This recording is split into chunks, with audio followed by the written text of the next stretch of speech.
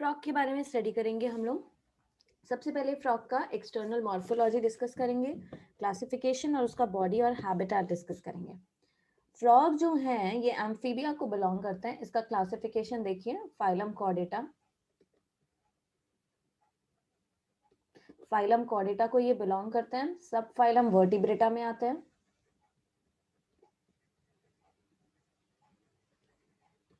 सब phylum vertebrata में आते हैं। सुपर क्लास टेट्रापोडा और क्लास एम्फीबिया। क्लास कौन सी बिलोंग करते हैं? ये एम्फीबिया को बिलोंग करते हैं। एम्फीबिया की खास बात ये होती है कि ये लैंड और फ्रेश वाटर दोनों पे रह सकते हैं। कॉर्डेटा का क्या मतलब होता है? जिनमें नोटोकॉर्ड प्रेजेंट है।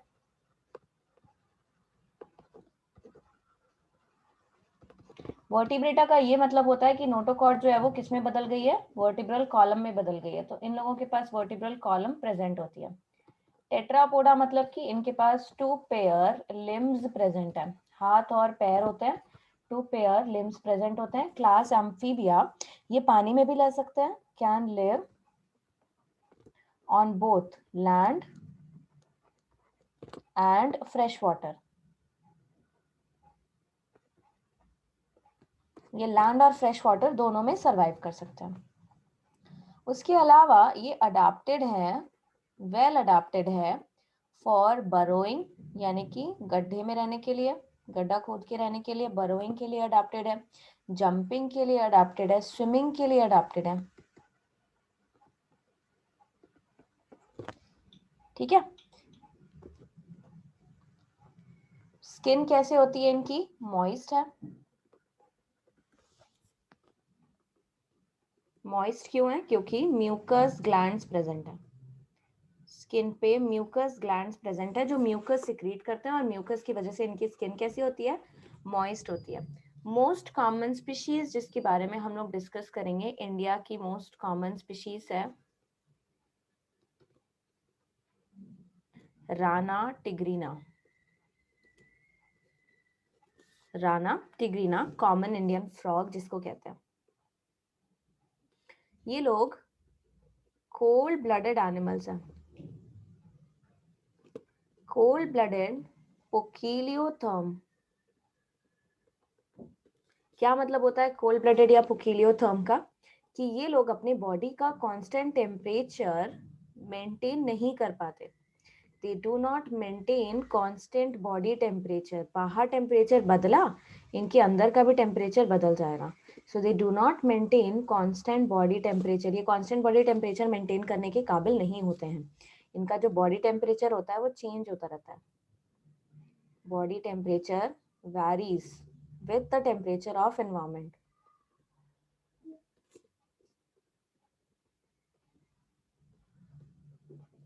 एनवायरमेंट के टेम्परेचर के साथ क्या होता है? बदलता रहता है, इसलिए इनको कोल्ड ब्लडेड या पोकिलियोथर्म कहा जाता है। ये लोगों के पास कैमोफ्लेज की एबिलिटी होती है। कैमोफ्लेज का मतलब ये होता है कि ये अपना कलर बदल सकते हैं। ठीक है, सारे फ्रॉग में नहीं होती है लेकिन बहुत सारे फ्रॉग्स में पाई जाती है। They have the ability to change colour. बहुत सारे फ्रॉग में मिलती है ये ability. They are able to change their body color as environment or as surrounding as defense to hide from enemies. तो इसको बोल सकते हैं फॉर डिफेंस। डिफेंस के लिए ये प्रेजेंट होता है। डिफेंस मतलब ये है कि कोई भी जब एनिमी या प्रीडेटर इनका होगा उससे छुपने के लिए ये होता है। तो इस प्रोटेक्टिव मॉडिफिकेशन या प्रोटेक्टिव कलरेशन को कहा जाता है mimicry.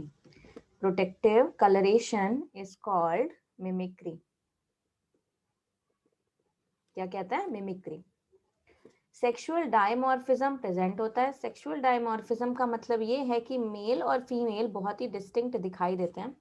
Sexual dimorphism is present, मतलब मेल और फीमेल अलग अलग बॉडी में होंगे और आसानी से अलग पता चल जाएंगे। Male and female are distinct.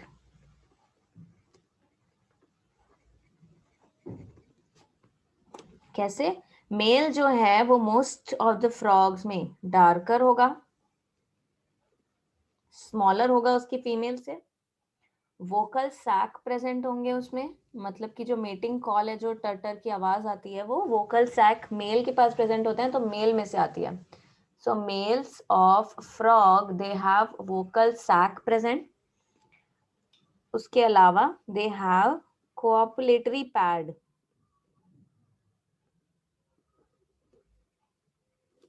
कोऑपुलेटरी pad present क्या है ये, हम लोग फ्रॉग के स्ट्रक्चर में अभी अभी डिस्कस करेंगे उसको.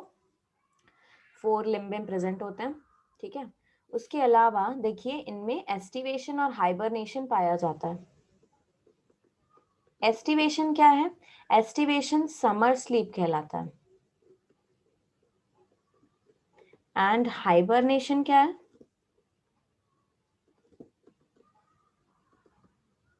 Winter sleep. इनमें एस्टिवेशन यानी कि समर स्लीप और हाइबरनेशन विंटर स्लीप दोनों मिलता है. ये लोग पीक समर और पीक विंटर में दिखाई नहीं देते.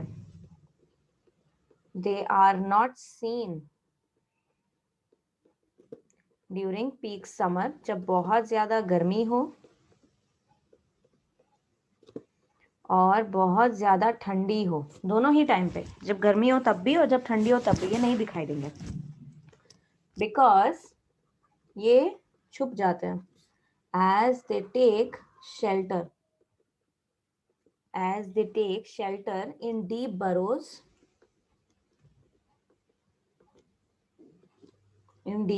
to protect themselves from heat and cold. जब बहुत ज्यादा गर्मी होगी, बहुत ज्यादा ठंड होगी, तो ये छुप जाएंगे. तो समर में अगर छुपने जा रहे हैं उसे कहेंगे एस्टिवेशन. ठंड में अगर छुपने जा रहे हैं तो उसे कहेंगे हाइबरनेशन. ठीक है, समर स्लीप और विंटर स्लीप दो अलग अलग बातें हैं. बॉडी जो है, इनकी बॉडी के बारे में देखते हैं. डॉर्सो वेंट्रली कंप्रेस्ड है. डॉर्सल और वेंट्रल साइड दोनों तरफ से ऐसे देखने पे दिखता है कि ये डॉर्सो वेंट्रली कंप्रेस्ड बॉडी होती है. इनका हेड कैसा है? ट्रायंगुलर हेड है. कैसा हेड है? ट्रायंगुलर हेड है. Look at this picture given here. ये हेड कैसा है? ट्रायंगुलर. सेंसरी ऑर्गन के नाम पे इनके पास आईज हैं. देखो अभी सिर्फ बॉडी में जो दिख रहा है वो दिखा रही हूँ यहाँ पे. एक्सटर्नल नेयर्स या फिर नॉस्ट्रिल्स जिसको कहते हैं वो प्रेजेंट है. माउथ प्रेजेंट है, लेकिन एक्सटर्नल ईयर के नाम पे टिम्पैनम होता है, यानी कि ईयर ड्रम, वो प्रेजेंट होता है. इसके बाहर जैसे हमारे पास पिन्ना होता है वैसा नहीं है. टिम्पैनम एक पर्टिकुलरली मेम्ब्रेन होती है बस. ये अपर आर्म है, फोर आर्म सामने वाला हाथ, ये उसके फिंगर्स है ना, ये पीछे वाला हाथ. उसमें मॉडिफिकेशन क्या है? फोर लिम्ब में अगर हम लोग बात करें, देखो इनके पास 2 पेयर ऑफ लिम्स हैं.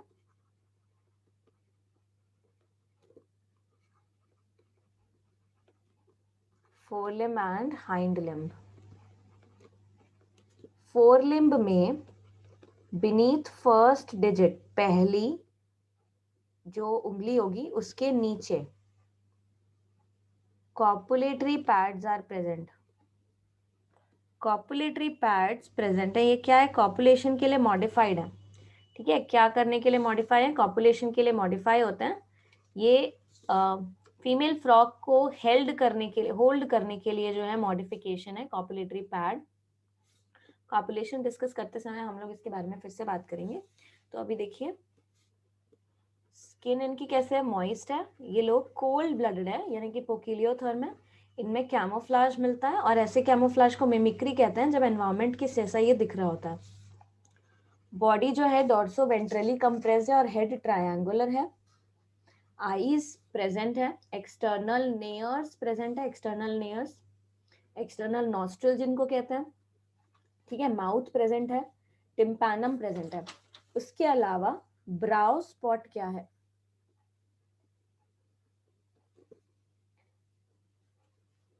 आंखों के जस्ट बीचों बीच छोटा सा सर्कुलर लाइट कलर का स्पॉट है,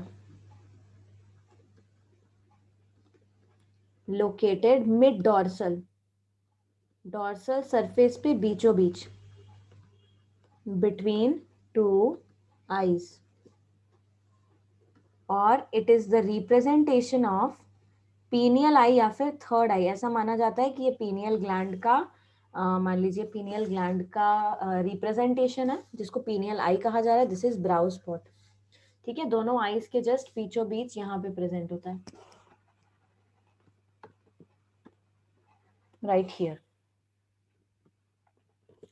उसके अलावा कॉपुलेटरी पैड हम लोगों ने डिस्कस किया, मेल में प्रेजेंट है। ये सारे चारों कैरेक्टरिस्टिक्स किसमें देखने को मिल रहे हैं हमको? मेल में।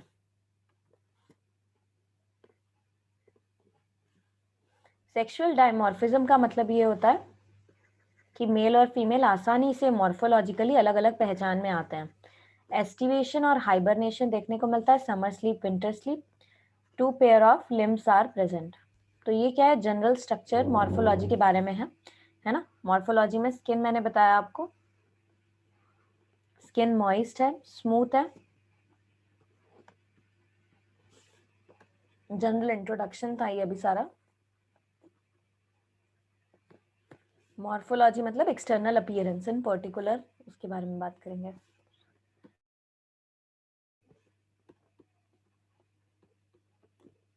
स्किन कैसी है? Smooth,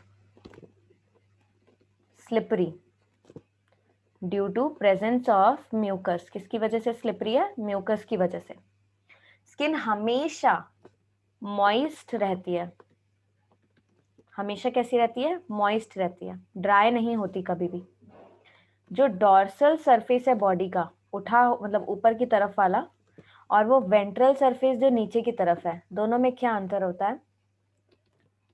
dorsal surface olive green colour का है, डार्क ग्रीन या फिर ऑलिव ग्रीन, जिसमें डार्क स्पॉट्स प्रेजेंट होते हैं, इरेगुलर स्पॉट्स प्रेजेंट होते हैं। और वेंट्रल साइड पूरा का पूरा पेल येलो कलर का है, यूनिफॉर्मली पेल येलो कलर का है। एक इंटरेस्टिंग फैक्ट ये है कि frog never drink water but absorb water through skin।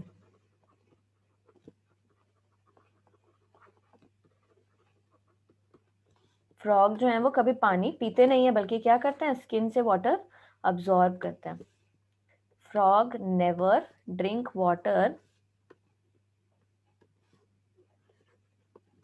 But they absorb water through skin. Body जो है वो डिविजिबल है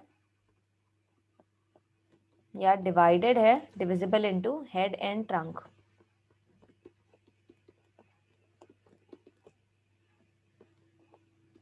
इसमें नेक एब्सेंट है, टेल एब्सेंट है।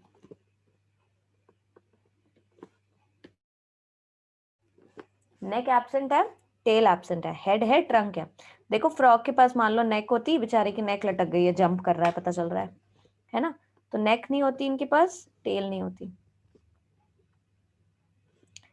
हेड में बड़ा सा मुंह प्रेजेंट होता है, उसको कहते हैं स्नाउट। ठीक है, head bears snout with transverse mouth. Transverse mouth मतलब ऐसे है ना माउथ इसका। ठीक है, सामने से देखोगे तो आप ट्रांसवर्सली प्रेजेंट है, ऐसे ट्रांसवर्स मतलब होता है साइड वे, साइडवेज प्रेजेंट है।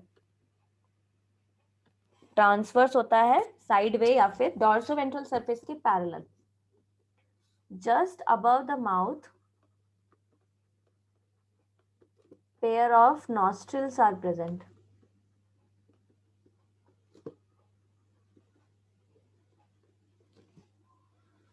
Pair of nostrils are present, nostrils present होते हैं माउथ के ऊपर। आईज कैसी हैं? बल्जिंग आईज कैसी हैं? देखिए, बल्जिंग आईज मतलब ऐसे उठी हुई दिखाई देंगी आपको, है ना। बल्जिंग के लिए एक और वर्ड होता है प्रोट्रूडिंग। प्रोट्रूडिंग का मतलब होता है उठी हुई। ठीक है, पेयर ऑफ, ये रहा प्रोट्रूडिंग। बल्जिंग या प्रोट्रूडिंग, और उनके ऊपर कवर होता है, covered by nictitating membrane. Nictitating membrane एक पतली सी मेम्ब्रेन है, जैसे ये आंख है ना, इसके ऊपर, जैसे ये पहली मेम्ब्रेन है, ये दूसरी मेम्ब्रेन है हमारी आईज में जो होती है, अपर आईलिड और लोअर आईलिड होती है, वैसे इनके पास एक ट्रांसपेरेंट आईलिड होती है, उसको निक्टिटेटिंग मेम्ब्रेन कहते हैं। ठीक है, वो पानी में उनको प्रोटेक्ट करती है, प्रोटेक्ट्स इन वाटर, पानी में प्रोटेक्शन प्रोवाइड करती है, और इसको ट्रांसपेरेंट थर्ड आईलिड भी कहते हैं। ट्रांसपेरेंट है, also known as third eyelid. Nictitating membrane के बारे में बात हो रही है।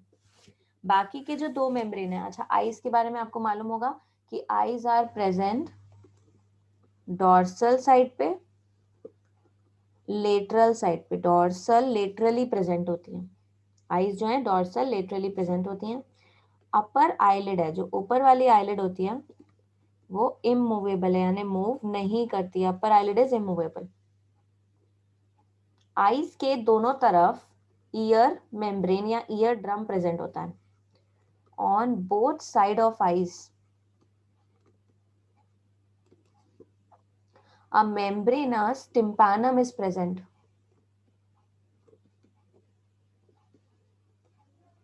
membranous tympanum, जिसको ईयर ड्रम कहेंगे, to receive sound signal। ठीक है, तो ये फोटो में आपने देखा टिम्पैनम है, आईज है ना, आईज के बीच में एक स्पॉट है, ब्राउ स्पॉट जिसको कहते हैं। माउथ के जस्ट ऊपर एक्सटर्नल नॉस्ट्रिल होते हैं। नेक इनके पास एब्सेंट होती है, वरना वो जंपिंग नहीं करने मिलता। ठीक है, तो नेक इसलिए एब्सेंट है, उनको जंप करते समय दिक्कत हो जाती है, इसलिए नेक एब्सेंट होती है। लिम्स के बारे में बात करें तो ट्रंक पे प्रेजेंट होते हैं limbs. Two pair limbs, forelimb and hind limb, one pair forelimb, one pair hind limb।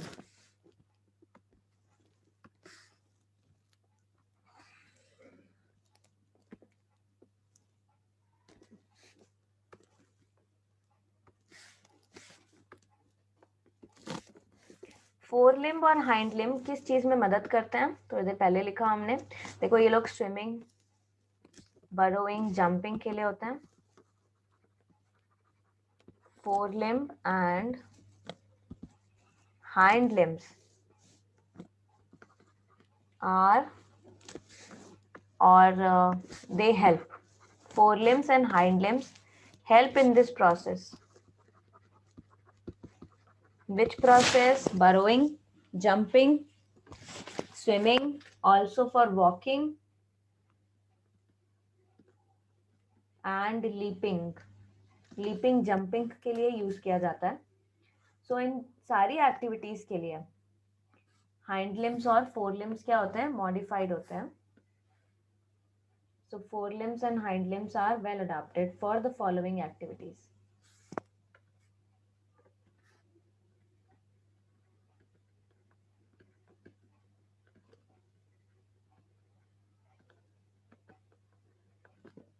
well adapted for walking, leaping।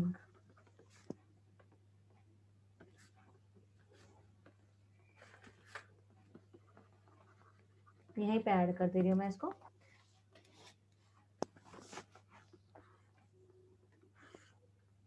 Individually limbs के बारे में बात करें तो हाइंड लिम्स जो है वो ज्यादा पावरफुल होता है, दे आर मोर पावरफुल। जो पीछे की तरफ है वो ज्यादा पावरफुल है। 5 डिजिट्स प्रेजेंट होते हैं, इसलिए उसको पेंटाडेक्टाइल कहते हैं। पेंटाडेक्टाइल मतलब 5 डिजिट्स, 5 उंगलियां प्रेजेंट होती हैं हाइंड लिम्ब में। लार्जर है एंड मस्कुलर है, more muscular and larger than forelimb. Forelimb जो है वो, उसमें कितने डिजिट्स प्रेजेंट होते हैं, only 4 digits are present. Thumb is absent, thumb is absent. और जो फर्स्ट फिंगर होती है इनर साइड पे वो मॉडिफाई होती है और कॉपुलेटरी पैड बना लेती है। फर्स्ट इनर फिंगर और digit in four limb, four limb की जो पहली उंगली होती है अंदर की तरफ वो क्या होती है, थिक होती है। कब थिक होती है, ब्रीडिंग सीजन में, in breeding season, to form copulatory pad. क्या बनता है, कॉपुलेटरी पैड बन जाता है ना। फीट इनकी किस तरीके से है, वेब्ड फीट है।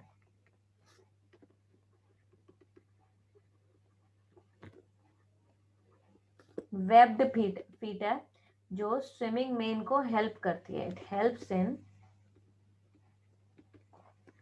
स्विमिंग। ये सारी चीजें जो है वो किसके बारे में हो गई, ऊपर हम लोग लिख रहे थे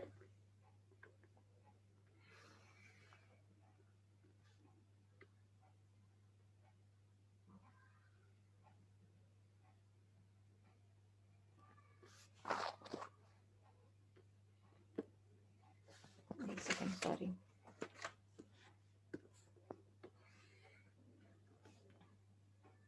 हेड के बारे में। और ये जो चीजें नीचे लिखी हुई है ये ट्रंक रिलेटेड है, ठीक है, ट्रंक रिलेटेड है।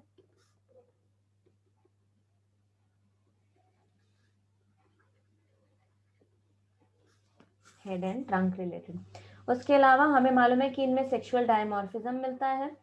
Sexual dimorphism is present. Male में वोकल सैक होता है, वोकल सैक का काम होता है ये साउंड प्रोडक्शन के लिए इंपॉर्टेंट है। कॉपुलेटरी पैड है जो फीमेल फ्रॉग्स में एब्सेंट रहता है। This is all about the morphology of frog. Next देखिए इंटरनल स्ट्रक्चर या एनाटॉमी के बारे में बात करेंगे, जिसमें सबसे पहले डाइजेस्टिव सिस्टम डिस्कस होगा। इंटरनल स्ट्रक्चर मतलब एनाटॉमी जिसको कहते हैं, इंटरनल स्ट्रक्चर स्टडी करेंगे तो सबसे पहले डाइजेस्टिव सिस्टम के बारे में पढ़ेंगे।